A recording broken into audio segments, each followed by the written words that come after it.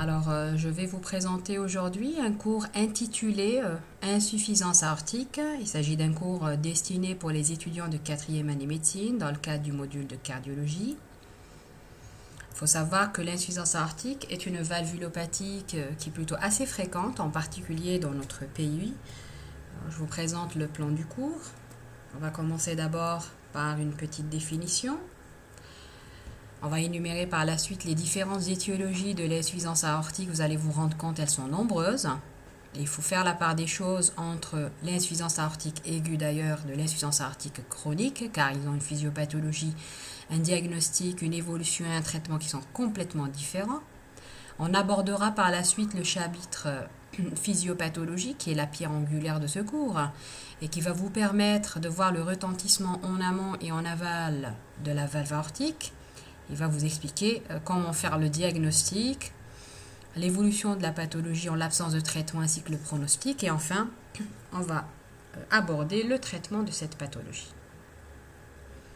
Donc, insuffisance aortique ou régurgitation aortique. Il s'agit d'un reflux de sang qui, vous voyez, qui est anormal de l'aorte vers le ventricule gauche. C'est tout à fait anormal, hein, ce n'est pas du tout physiologique. Qui va se passer à quel moment du cycle cardiaque? Pendant la diastole. Pourquoi? Parce qu'il y a un défaut d'étanchéité des sigmoïdes aortiques et un défaut de fermeture de ces valves. Il faut savoir qu'il y a plusieurs mécanismes qui peuvent expliquer la non-étanchéité des valves aortiques. Le plus fréquent, c'est l'atteinte des valves elles-mêmes.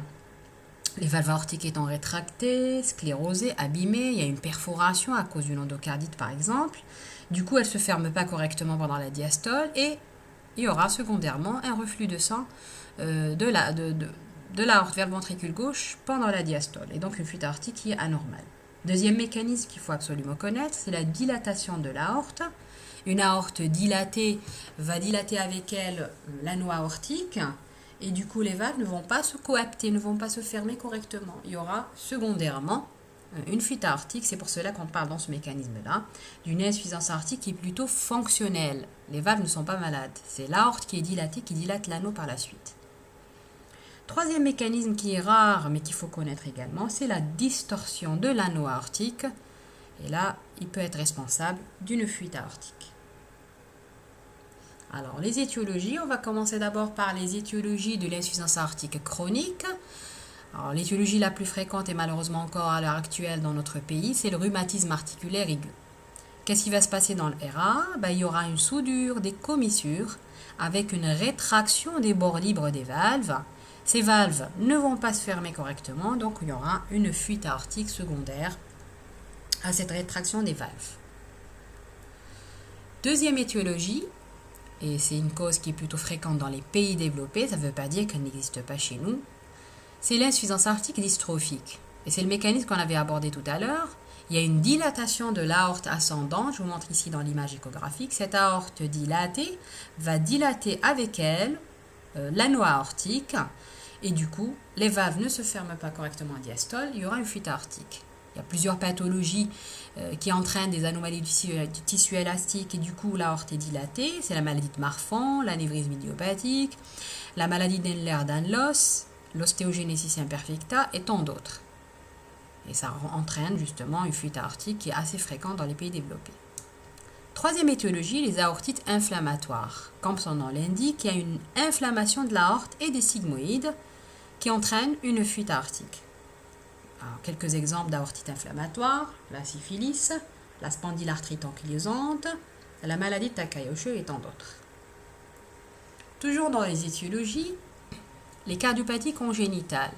Comme son nom l'indique, ce sont des enfants qui naissent avec une fuite aortique qui peut être associée à une communication interventriculaire, une CIV, et ça rentre dans le cadre d'un syndrome de Lobret-Pizzi. Ou bien cette fuite aortique est associée à une sténose aortique sous-valvulaire. C'est des enfants qui naissent avec une membrane sous les sigmoïdes qui empêche le passage du sang du ventricule gauche vers l'aorte et peuvent léser les valves. Et donc secondairement, on aura une fuite aortique. Troisième cardiopathie congénitale, c'est la bicuspidie. Vous savez très bien qu'on a 3 cuspes en temps normal. Eh bien, il y a des enfants qui naissent avec 2 cuspes au lieu de 3. Et c'est normal comprendre que ces valves ne vont pas se fermer correctement parce qu'elles sont au nombre de 2, et du coup on aura une fuite aortique à la longue. Toujours dans les étiologies de la fuite aortique, l'insuffisance aortique qui survient après une radiothérapie, d'ailleurs plusieurs années. La radiothérapie, vous savez, elle calcifie les valves, elle calcifie tous les organes, et par la suite, à distance, ces valves aortiques vont être calcifiées, elles vont être malades, elles ne vont pas se fermer correctement, et elles vont être responsables d'une fuite aortique. C'est rare comme étiologie, mais il faut l'évoquer chez un patient qui a subi une radiothérapie et chez qui on trouve par exemple à l'échographie une fuite aortique. Toujours dans les étiologies, l'insuffisance aortique médicamenteuse. On a constaté qu'il y avait des médicaments qui altéraient les valves aortiques, tels que les anorexigènes, certains antiparkinsoniens dérivés de l'ergot de seigle. On a remarqué que ces patients-là, à force de leur donner ces médicaments-là, développaient une fuite aortique à distance. Et du coup, maintenant, avant de les donner, il vaut mieux faire une échographie cardiaque, vérifier que nos valves sont saines et qu'il n'y a pas de fuite aortique, les prescrire aux malades si on n'a pas le choix, et surveiller ces malades-là par généralement une échographie. Si ces patients développent une fuite aortique au cours de l'évolution, au cours du traitement de ces patients, à ce moment-là, on sera obligé d'arrêter ces médicaments-là pour éviter que ces patients aggravent leur fuite aortique. C'est-à-dire, au lieu de traiter une maladie, on se retrouve à traiter une maladie plus grave, une maladie cardiaque. Donc, tout ce qu'on a vu tout à l'heure, c'était des étiologies de l'insuffisance aortique chronique. Il faut savoir que l'insuffisance aortique peut survenir de façon brutale, de façon aiguë. Vous allez comprendre par la suite que forcément, la physiopathologie est complètement différente, le diagnostic est plus bruyant dans l'insuffisance aortique aiguë et le traitement doit être fait en urgence. Alors, parmi ces étiologies de l'insuffisance aortique aiguë, on a l'endocardite infectieuse. C'est l'infection des valves.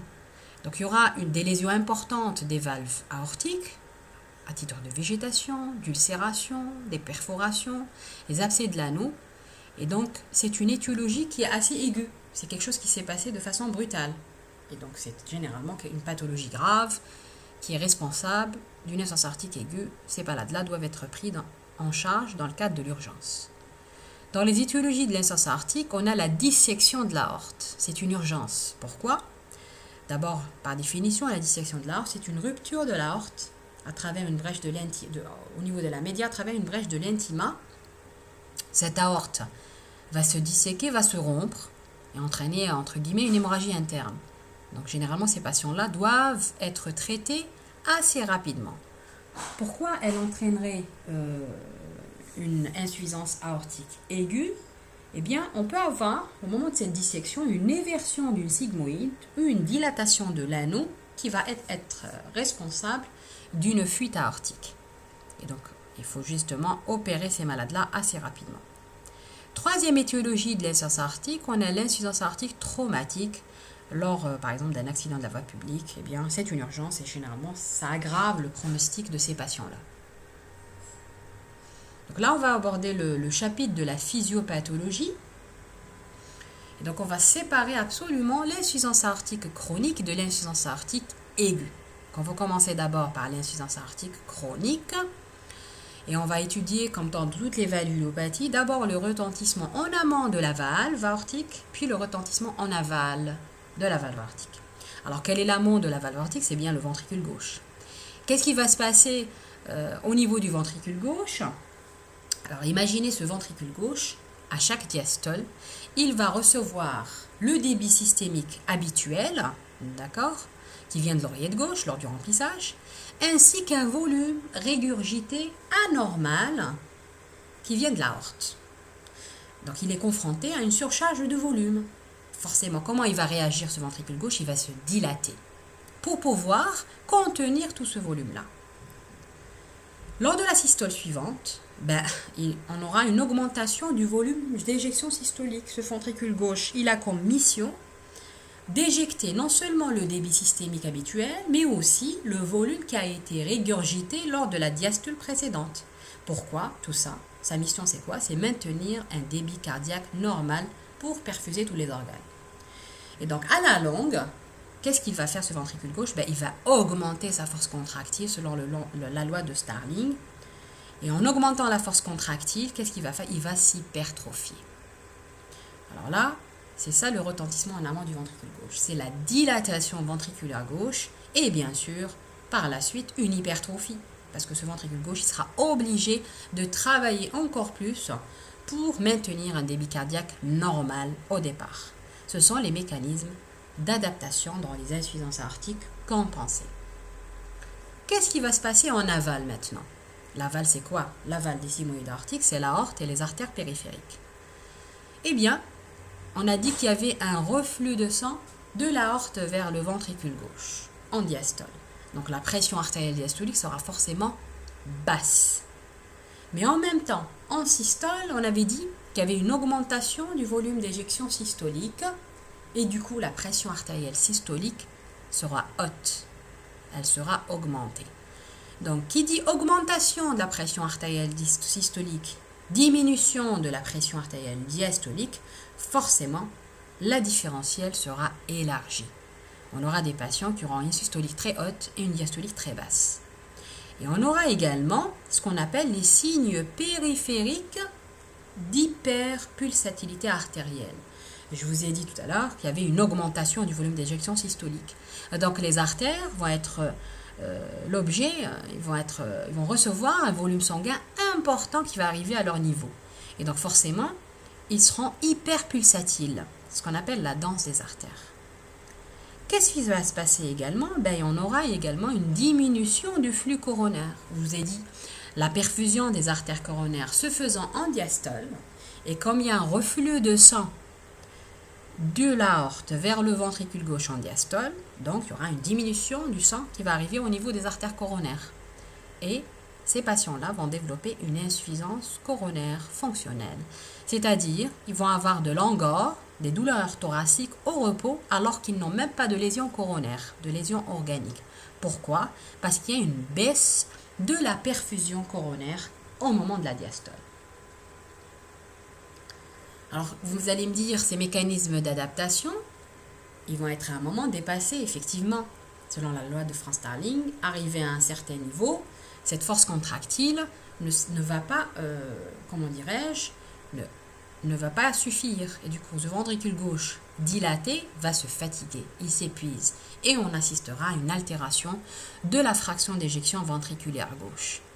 Donc le cœur va se fatiguer, il va y avoir de la stase de sang à ce niveau-là, au niveau du ventricule gauche, augmentation de la pression télédiastolique ventriculaire gauche, et avec la loi des pressions, qui dit augmentation de pression dans le ventricule gauche, va se répercuter en amont au niveau de l'oreillette gauche, donc il y aura une augmentation de la pression dans l'oreillette gauche. Avant l'oreillette gauche, il y aura les veines pulmonaires, capillaires pulmonaires, artères pulmonaires. Et donc on aura une hypertension artérielle pulmonaire et un retentissement sur la circulation pulmonaire, ce qui explique que les patients deviennent essoufflés à la longue. Donc je vous ai expliqué tout à l'heure le mécanisme d'adaptation de l'insuffisance aortique chronique. Le ventricule gauche se dilate, hypertrophie, mais arrivé à un stade, il va se fatiguer, et donc on aura l'insuffisance cardiaque et l'HTAP. Dans l'insuffisance aortique aiguë, le ventricule gauche n'a pas eu le temps de s'adapter à ces nouvelles conditions hémodynamiques. Il ne s'est pas dilaté, il ne s'est pas hypertrophié pour maintenir un débit cardiaque normal. Donc d'emblée, on aura une augmentation importante de la pression télédiastolique du ventricule gauche, et donc en amont, on aura une augmentation de la pression au niveau des capillaires pulmonaires et une HTAP, avec bien sûr une diminution du débit cardiaque. Et donc cette insuffisance aortique aiguë sera rapidement mal tolérée, responsable d'une insuffisance cardiaque. C'est ce qui explique l'urgence de la prise en charge. Donc là, on va aborder le chapitre du diagnostic. On va d'abord parler des signes fonctionnels, de quoi se plaint notre patient. On va l'examiner. On va forcément lui faire un électrocardiogramme, une radiographie du thorax. L'échographie, vous allez voir, c'est l'examen clé qui permet de faire le diagnostic. Et enfin, dans certaines situations, on sera obligé de demander un cathétérisme ou une angiographie. Donc, cette valvulopathie, on l'a vu dans la physiopathologie, elle était longtemps bien tolérée grâce au mécanisme d'adaptation. Donc on peut comprendre qu'elle peut être de découverte fortuite lors d'un examen systématique. Les enfants lors de l'examen scolaire, une visite chez le médecin traitant, qui ausculte un souffle par exemple, la visite militaire, etc. Donc c'est une valvulopathie qui peut être de découverte fortuite. Mais lorsque les mécanismes d'adaptation sont dépassés, là le patient peut arriver en consultation dans le cadre d'une dyspnée d'effort qui peut, selon la classification de la NYHA, qui peut être légère jusqu'au stade 3, voire même de l'orthopnée, une dyspnée de décubitus dans les formes graves. Le malade peut arriver chez vous dans le cadre d'un œdème aigu du poumon, ou parce qu'il y a eu une insuffisance aortique aiguë, ou encore une décompensation d'une insuffisance aortique chronique. Il peut se plaindre d'un angor au repos, ça on l'a expliqué sur le plan physiopathologique. Il peut faire des palpitations ou des lipothémies à un stade tardif, au stade d'insuffisance cardiaque. Quand on l'examine, on commence d'abord par la palpation. On a dit que le ventricule gauche était dilaté et du coup on aura un choc de pointe dévié en bas et à gauche, étalé en dent de barre, et on aura évidemment un frémissement diastolique. Lorsqu'on ausculte, on aura le classique souffle diastolique d'insuffisance aortique. Alors il siège au foyer aortique, il prédomine le long du bord gauche du sternum, ce qu'on appelle le foyer d'air. Pourquoi? Parce qu'il y a la transposition des gros vaisseaux, c'est là où on ausculte bien les souffles de la base, et on ausculte très bien le souffle diastolique de la fuite aortique. Alors ce souffle, il irradie vers la pointe exiphoïde, il est à maximum protodiastolique, il est de timbre doux et aspiratif, et il augmente en position assise, penché en avant et en expiration forcée. Il faut savoir que l'importance de la fuite est mieux corrélée à la durée du souffle qu'à son intensité. C'est pas parce qu'un souffle est intense que la fuite est importante, non, c'est parce que la fuite dure pendant toute la durée de la diastole qu'on explique que la fuite est importante. Et c'est ce qui fait la gravité de cette pathologie. C'est quand la fuite dure pendant toute la durée de la diastole. C'est-à-dire que les sigmoïdes aortiques sont ouvertes pendant toute la diastole, et ça c'est très méchant pour les patients. Alors, on aura également à l'auscultation un souffle systolique éjectionnel d'accompagnement. Alors, vous savez que les souffles, c'est la traduction de turbulences au niveau du cœur. Et je vous ai dit tout à l'heure qu'il y avait un volume d'éjection systolique important qui était éjecté à chaque systole et qui va traverser l'orifice aortique. Donc forcément, on aura un souffle systolique éjectionnel. Alors on l'ausculte au maximum au foyer aortique, il irradie à la base et au vaisseau du cou, et il traduit bien sûr l'augmentation du flux sanguin qui va traverser cet orifice aortique en systole. À l'auscultation, on aura également un clic d'éjection protosystolique. On aura également le bruit mésosystolique qui est sec et claqué au niveau de la base. On le voit dans les insuffisances aortiques volumineuses. Ça s'appelle le pistol shot ou le coup de bélier. Et il traduit une brusque distension aortique lors de l'éjection, car il y a un volume sanguin important qui a traversé cet anneau pendant la systole. Lorsqu'on ausculte, on n'ausculte pas uniquement la valve aortique, on va ausculter également les valves mitrales, et on aura le roulement diastolique apexien d'Austin Flint. On l'ausculte au niveau de la pointe, il irradie à l'angle d'apex et à l'aisselle, et on le voit surtout dans les IA massives. Il traduit quoi? Une diminution relative de l'orifice mitral par refoulement des valves, par le reflux de la fuite aortique. Ce reflux de sang qui vient de l'aorte vers le ventricule gauche va buter contre la valve mitrale, il va empêcher son ouverture qui devrait se faire en diastole, il va créer un barrage mitral, un rétrécissement mitral, mais qui est fonctionnel. Et ça se traduit par un roulement diastolique appelé le roulement diastolique d'Austin Flint. On peut avoir également le roulement protodiastolique de Foster. Je vous ai dit que les roulements et les souffles, c'est la traduction de turbulences au niveau du cœur. Et donc la rencontre du flux de régurgitation qui vient de l'aorte et qui est anormal avec le flux qui vient de l'oreillette lors du remplissage rapide, cette rencontre au niveau de la pointe va créer une turbulence qui s'appelle le roulement protodiastolique de Foster. On peut avoir également lors de l'auscultation un bruit de galop, un B3 et ou un B4. Et généralement, lorsqu'on l'ausculte, il traduit une insuffisance cardiaque. Et donc, on sait déjà que ce patient-là, si on ausculte un bruit de galop, que ce patient-là déjà est arrivé au stade d'insuffisance cardiaque. Donc, on peut s'orienter déjà avec l'examen physique et l'auscultation si le patient est en insuffisance cardiaque ou pas, grâce à l'auscultation du bruit de galop. Alors, quand on examine le cœur, mais on examine également les artères périphériques. Donc je vous ai dit tout à l'heure dans la physiopathologie qu'on a généralement un élargissement de la différentielle. On aura une systolie qui est tellement élevée qu'elle dépasse 3 fois la pression artérielle diastolique. Et on aura également une pression artérielle diastolique très basse, moins de 50 mm de mercure. Déjà, quand on prend la tension artérielle de ces patients-là et qu'on trouve un élargissement de la différentielle, eh bien, ça nous oriente déjà, on se dit, ah, ce patient-là doit avoir une insuffisance aortique. On aura également les signes périphériques, je vous ai dit tout à l'heure, de l'hyperpulsatilité artérielle. Un volume sanguin important arrive en systole au niveau des artères, et ben, on va dire entre guillemets, elles vont comme si elles vont danser. Et ça, on voit surtout dans les IA volumineuses. On a le signe de Musset, où la tête et le cou sont animés de secousses rythmiques synchrones des battements artériels.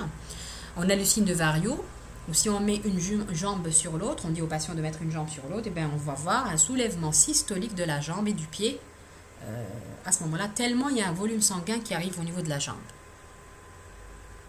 L'hypus pupillaire de Landolfi, c'est quand on a une alternance de myosis en systole et de mydriase en diastole.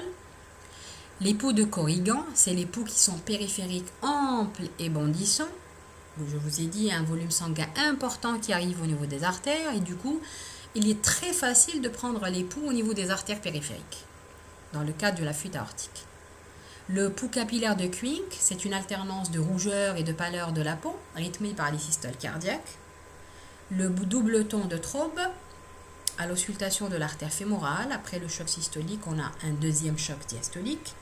Le double souffle de Durosier, à l'auscultation de l'artère fémorale, on aura un souffle systolique et un souffle diastolique. Il faut savoir que ces signes périphériques, on ne les voit plus actuellement parce qu'on arrive à opérer nos patients assez rapidement. Donc on arrive à opérer les patients avant que ces signes périphériques n'apparaissent. Sauf que le pouls de Corrigan, c'est les pouls qui sont périphériques, amples et bondissants, c'est le marqueur le plus important dans les fuites aortiques. Évidemment, un stade tardif, un stade de décompensation, on aura forcément les signes d'insuffisance cardiaque gauche. Et les signes d'insuffisance cardiaque gauche, c'est l'auscultation de râles crépitants à l'auscultation pulmonaire, et ça témoigne qu'on est arrivé au stade de décompensation. Quand on fait un électrogramme à nos patients, dans les IA minimes et modérés, l'ECG est généralement normal.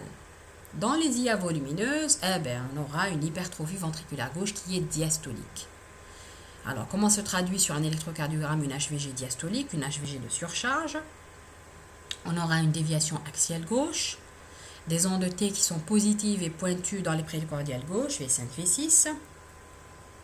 L'indice de Sokolov, S en V1 plus 1 en V5 est supérieur à 35 mm.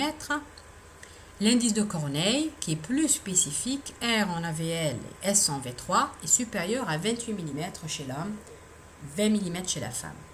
Tardivement, on aura une HVG systolique. Avec une inversion des ondes T, elles deviennent négatives en D1 AVL, V5, V6. Dans les phonographes, on aura les signes qui témoignent d'une insuffisance cardiaque, on aura une ischémie sous-épicardique antérieure, des troubles conductifs, des troubles du rythme.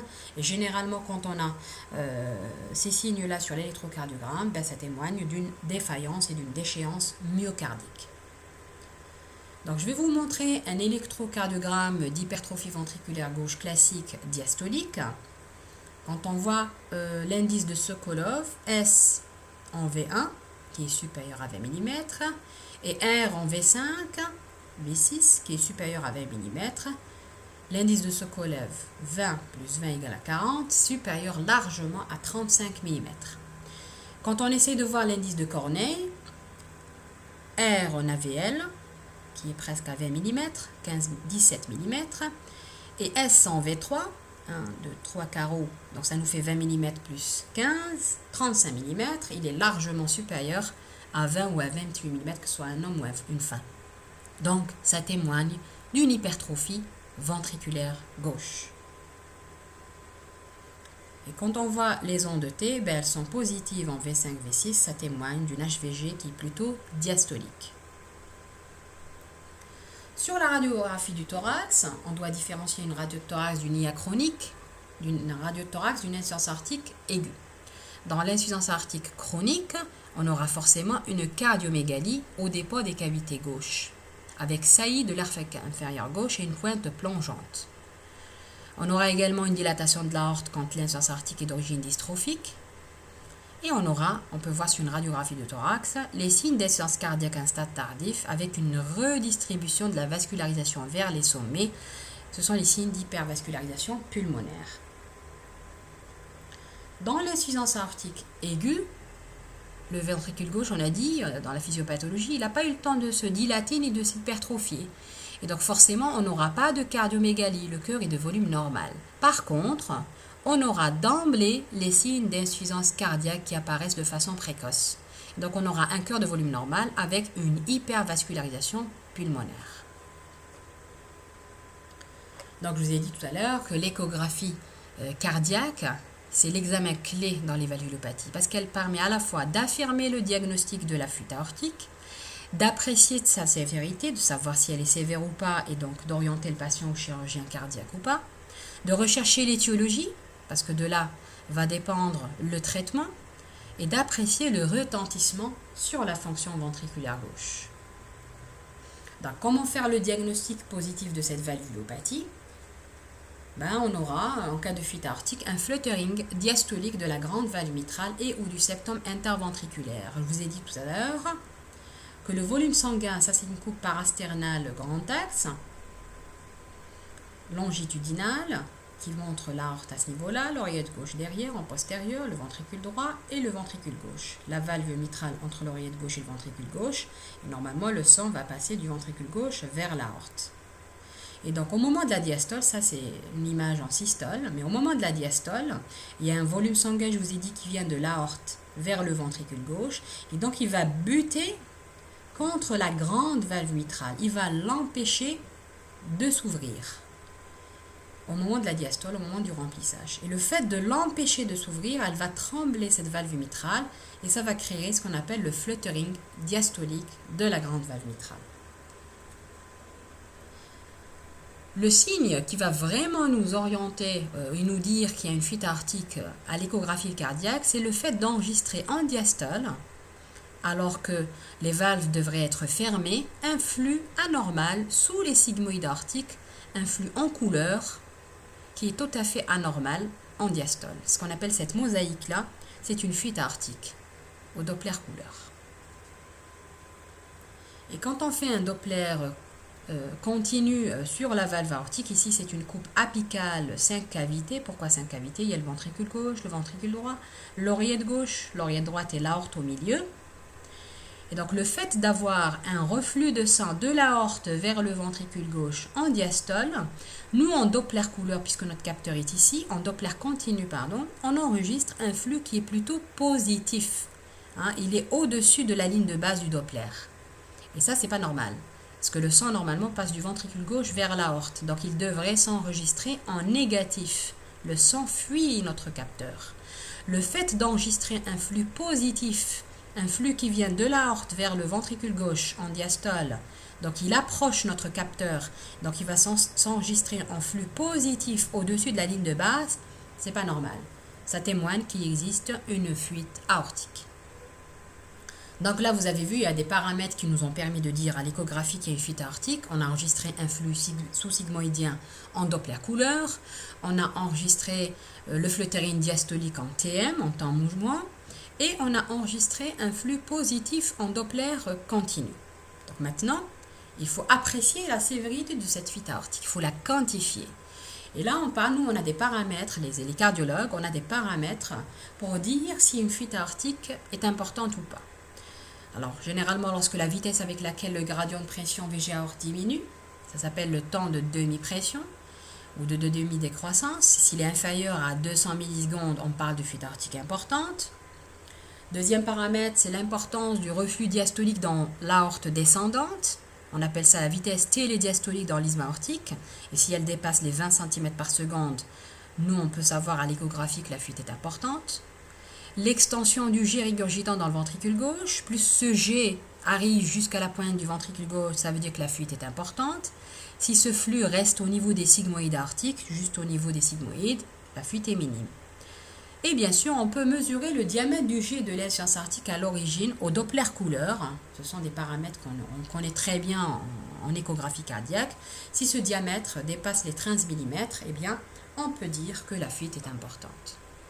Voilà, ça c'est un flux de Doppler continu. Je vous ai dit tout à l'heure qu'on calculait le temps de demi-décroissance.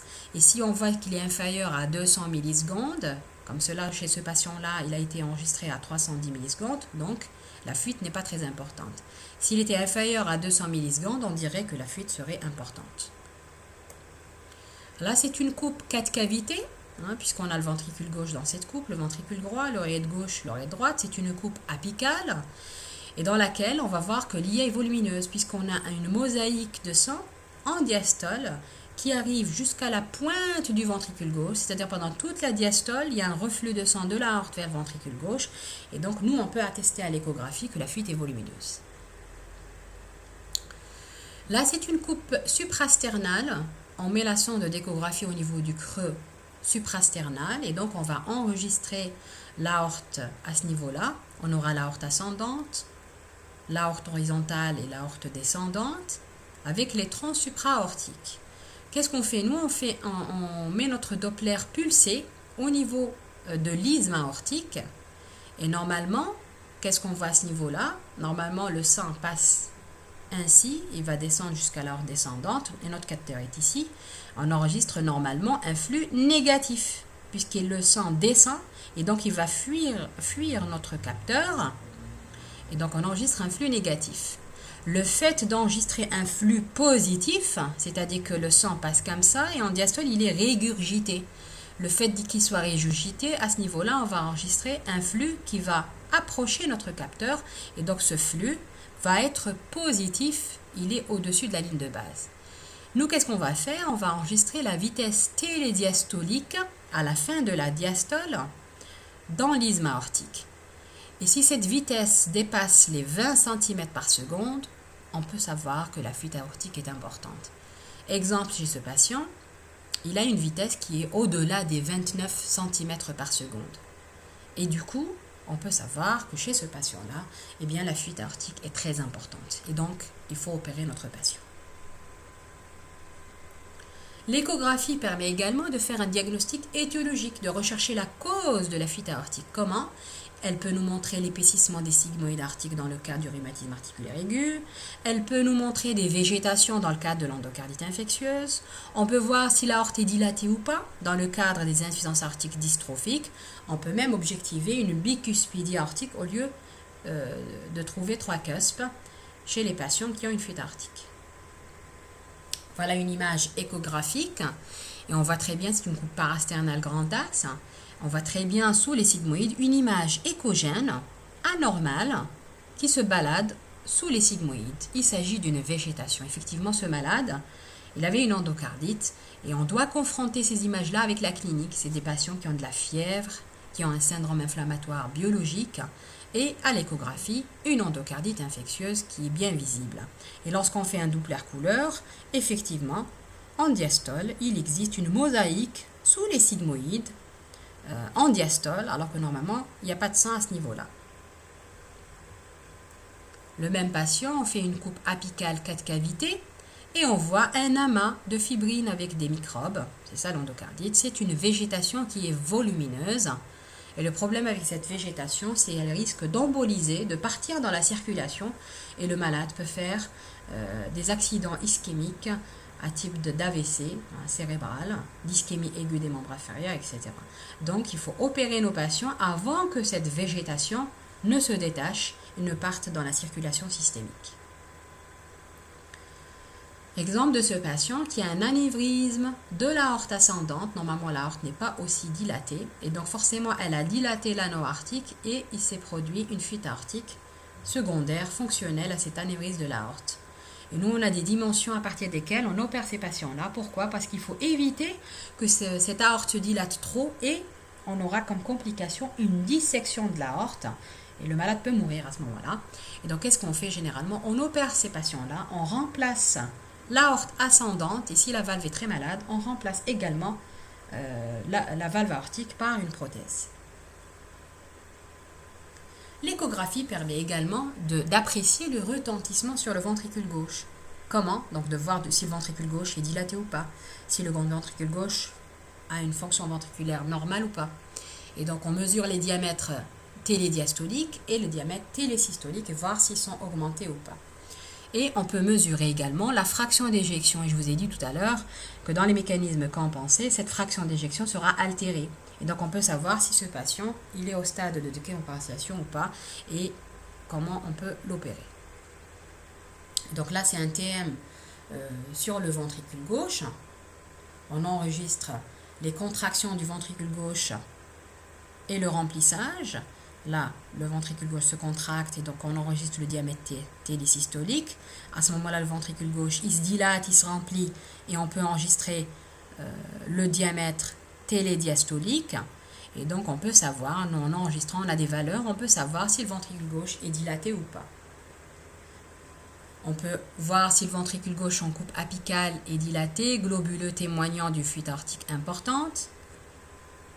Et on peut mesurer, je vous ai dit, la fraction d'éjection avec des logiciels. L'échographe, surtout les échographes actuellement, ils sont hyper performants. Ils peuvent nous donner une idée sur la fraction d'éjection.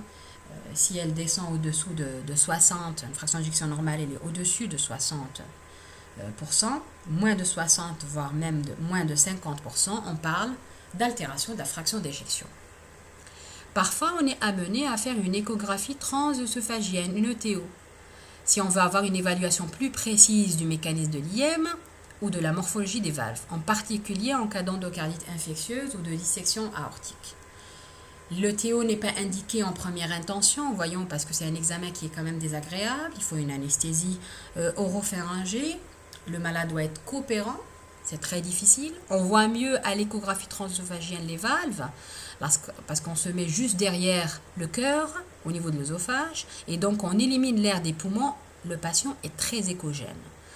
Mais en raison de sa difficulté, on ne l'indique pas à tous les patients. C'est pour ça qu'on le laisse vraiment lorsqu'on n'arrive pas à faire le diagnostic de la fuite aortique par une échographie transthoracique standard. Par exemple, les patients qui ne sont pas échogènes, qui sont BPCO, ils ont un problème pulmonaire qui empêche le passage des ultrasons. Ils sont obèses, ils sont anéchogènes. Et à ce moment-là, on est obligé de faire une échographie transœsophagienne pour mieux visualiser les valves, apprécier la sévérité et le retentissement sur le ventricule gauche et justement voir s'il y a des lésions d'endocardite ou pas sur la valve aortique ou sur les autres valves ou en cas de dissection. Comme ça, si on envoie le malade au chirurgien, au moins on est sûr du diagnostic. Donc voilà des images d'échographie transœsophagienne. Vous voyez, les images sont encore plus claires qu'en échographie transthoracique. Par exemple, ce patient-là, il a 2 cuspes au lieu de 3. Donc forcément, à la longue, il a développé une fuite aortique parce que les valves ne se ferment pas correctement. Et lorsqu'on fait un Doppler couleur, on a cette mosaïque qui atteste, qui confirme le diagnostic de la fuite aortique. Les valves sont fermées alors qu'il y a un reflux de sang de l'aorte vers le ventricule gauche en diastole. Ce sont des images de dissection aortique. Là, c'est le flap intimal qui se balade dans la lumière aortique.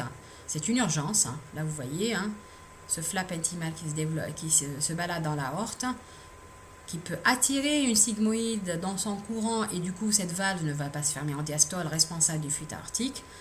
Alors, il faut opérer ces patients-là assez rapidement car ils peuvent mourir dans les heures qui suivent le diagnostic. Donc toujours dans le diagnostic, parfois on est obligé de demander un cathétérisme, une angiographie. C'est quand même un examen qui est invasif, donc il faut le réserver à certains patients. Il faut dire maintenant, avec les nouveaux appareils d'échographie, on arrive à surplanter, enfin à ne pas demander un cathétérisme systématiquement, mais parfois on est obligé de le demander s'il y a une discordance entre les données cliniques et l'échographie. On a un malade essoufflé alors que l'échographie dit que la fuite n'est pas importante. Là, on est obligé de compléter par un cathétérisme pour confirmer le diagnostic ou infirmer le diagnostic. Quel est son intérêt? Eh bien, il va nous permettre de faire une évaluation quantitative de la fuite aortique, de dire si elle est minime, si elle est modérée, si elle est importante, si elle est massive, et à ce moment-là, il faut opérer le patient. Le cathétérisme permet d'évaluer au mieux la fonction ventriculaire gauche, de mesurer les volumes ventriculaires qui peuvent être très augmentés en cas d'IA volumineuse.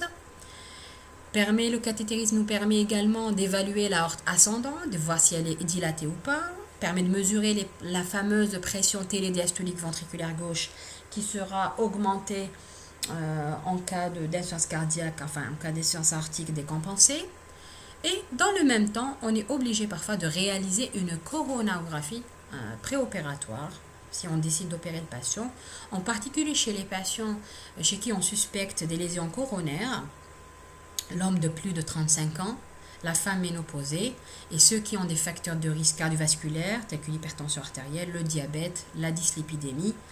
Tous ces patients-là doivent avoir une coronarographie avant l'intervention pour ne pas passer à côté de lésions coronaires sévères qui devraient être corrigées dans le même temps lorsqu'on veut remplacer la valve. C'est-à-dire, on fera un remplacement de la valve et on fera un pontage aortocoronarien des lésions coronaires sévères dans le même temps opératoire. Alors, on passe au chapitre évolution et pronostic de la pathologie en l'absence de traitement. Donc, je vous ai dit, dans l'insuffisance aortique chronique, l'évolution est assez lente, puisque c'est une valvulopathie qui est longtemps bien tolérée du fait de la dilatation ventriculaire gauche et de l'hypertrophie. Mais si on ne traite pas nos patients, cette dilatation, dans le temps, elle va s'arrêter. Il y aura une diminution progressive de la contractilité ventriculaire gauche. Le débit cardiaque ne peut plus être assuré de façon correcte.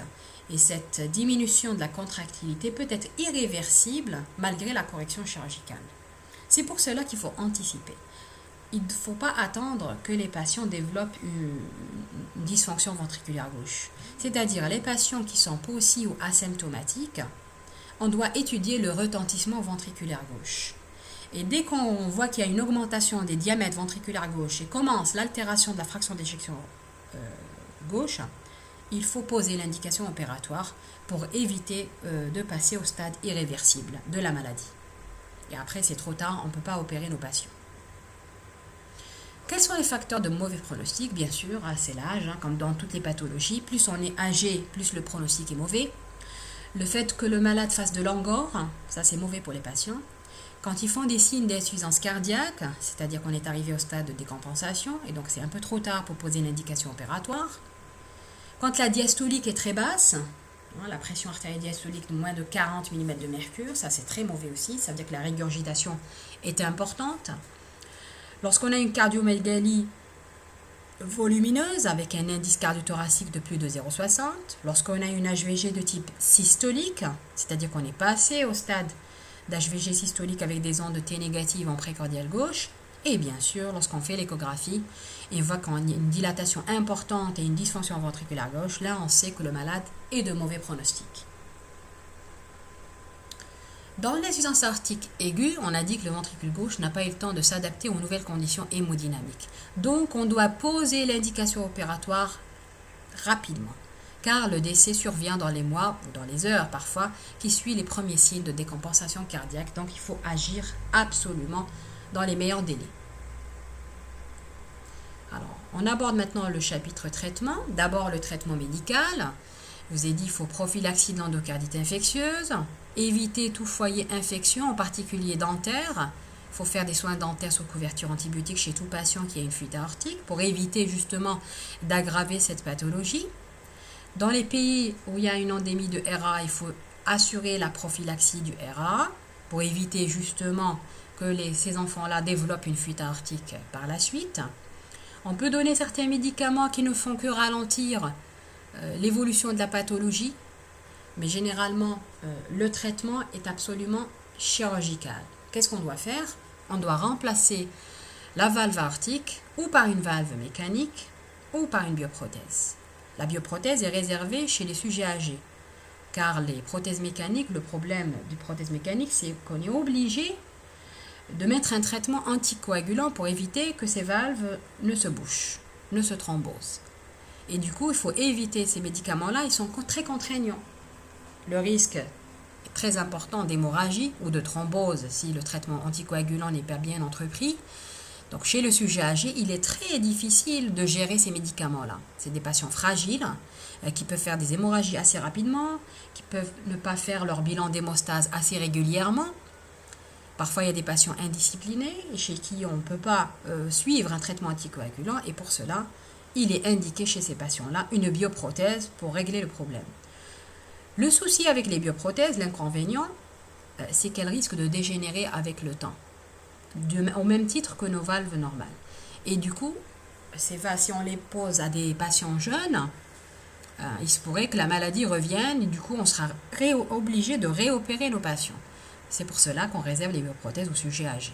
Donc je vous ai dit que les prothèses mécaniques, l'avantage c'est que c'est des prothèses qui durent dans le temps. Elles sont faites, quand on les pose, elles sont à vie, mais le seul inconvénient c'est qu'on est obligé de donner au patient un traitement anticoagulant et donc le patient doit suivre ce traitement-là de façon rigoureuse pour éviter que cette prothèse ne thrombose et le patient ne meure à ce moment-là parce que le traitement n'a pas été bien entrepris. Parfois, on est obligé de faire une plasie aortique, surtout chez les jeunes, pour éviter de mettre une prothèse. Et donc, ça évite de mettre justement une prothèse et de donner une contrainte aux patients. Et on les réserve généralement chez le sujet jeune qui a une atteinte vraiment minime monovalvulaire. Voilà, là, on vous montre un petit peu une image d'une prothèse mécanique à double ailette, une type Saint-Jude. C'est les prothèses qu'on pose actuellement. Elles sont plus faciles, il y a moins de complications, elles sont plus faciles à mettre et surtout qu'elles thrombosent moins. Là, cette valve, les deux ailettes sont en position fermée, normalement en diastole, et là, les deux ailettes en position ouverte en systole.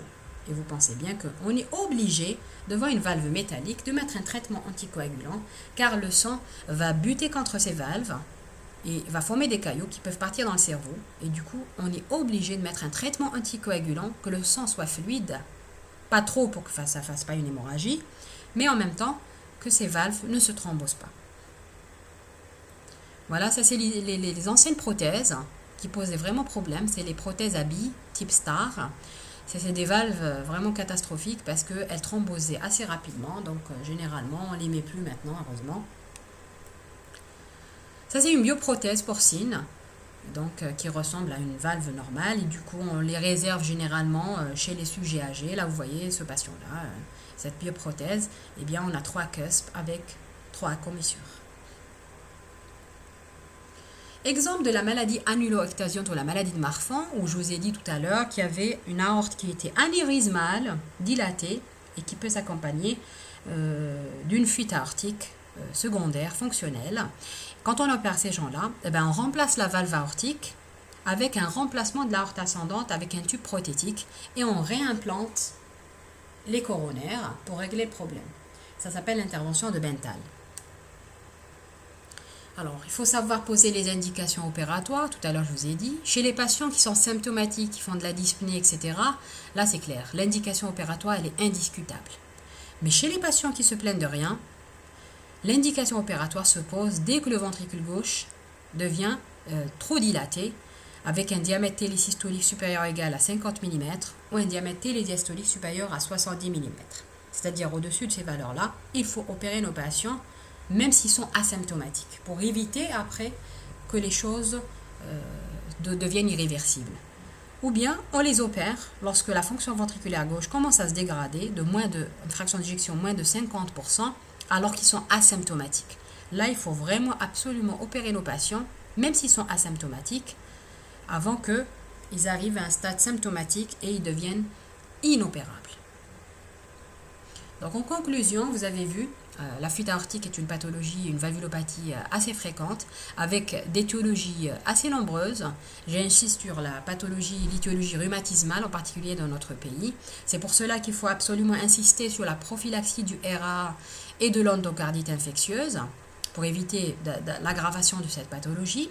Vous avez vu, grâce au mécanisme d'adaptation, que c'est une valvulopathie qui était longtemps bien tolérée. C'est pour cela que le diagnostic se fait assez tardivement, au stade de décompensation. Les malades ne consultent pas systématiquement. Que le diagnostic se faisait essentiellement par l'échographie transthoracique, en particulier avec les nouveaux appareils qu'on a maintenant. On arrive à faire le diagnostic uniquement par l'échographie. Et que le traitement était forcément chirurgical. Il faut opérer nos patients avant qu'ils n'arrivent au stade irréversible. Donc je vous remercie pour votre attention.